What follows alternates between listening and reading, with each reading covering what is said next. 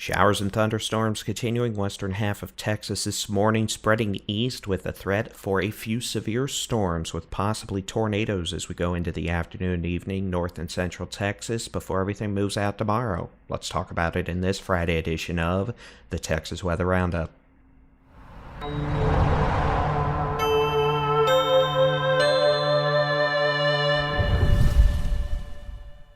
Good morning, I'm Texas Storm Chasers Baldy-in-Chief David Reimer. It is Friday, the 8th of November, 2024. My apologies for a slightly later than usual video time here. I wanted to wait for the new severe weather outlook from the Storm Prediction Center, and, well, as you can tell, I'm a little remote this morning, so I'm also a wee bit tired. That being said, let's just get into it. Here's the severe weather outlook for today, tonight from the Storm Prediction Center. You can see isolated severe thunderstorms possible. The Edwards Plateau, south central Texas, the Hill Country, eastern portions of the Big Country, and Concho Valley into North Texas, northeast Texas, and the Brazos Valley. New with the severe weather update just issued, the Storm Prediction Center has added a level 2 risk with the possibility of scattered severe thunderstorms across north central Texas running from Killeen to Waco, the DFW Metroplex, along and east of a line from about Jacksboro to Mineral Wells all the way down to,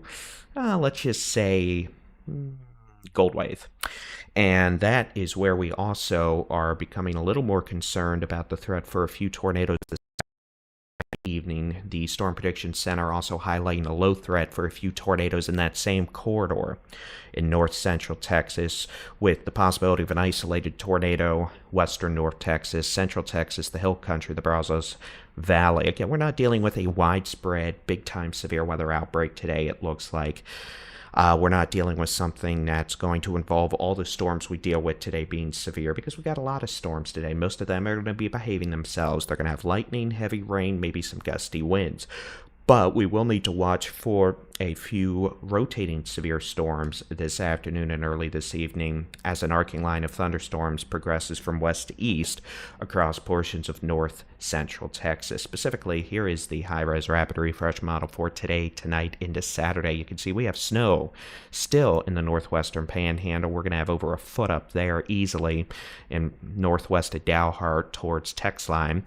For us, showers and storms will begin progressing out of the western half of the state and move east towards Interstate 35 this afternoon. You could see that an arcing line of storms expected to develop North Texas, Texoma, moving into northeast Texas, east Texas this evening, tonight, into early Saturday morning. Notice rain chances, kind of a dry slot building in across the Hill Country, south central Texas, the Concho Valley, the Edwards Plateau. By this afternoon, really pumping rain chances down across those areas and resulting in not as great of rain totals as we hoped. But then again, the forecast all along has been for the highest rain totals up north. With that arcing line of thunderstorms this afternoon and this evening, let's just say from 2 p.m. to maybe 10 p.m., that is when we're going to be the most concerned about the possibility of a few tornadoes. North central Texas, I-35 from pretty much Temple Bell up to the DFW Metroplex. Once storms move into northeast Texas, east Texas, the Arklatex, they're going to outrun the instability axis where they're going to become elevated. Still plenty of lightning, heavy rain, but the threat for tornadoes will markedly, whatever the word is, decrease. But notice by, early Saturday afternoon, rain chances are gone.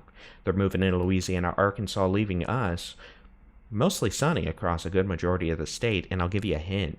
The nice weather is expected to stick around through the middle half of next week. Here's forecast rain totals. Technically through 6 a.m. Wednesday, the next 5 days, but the only rain we're expecting in Texas will be today into early tomorrow.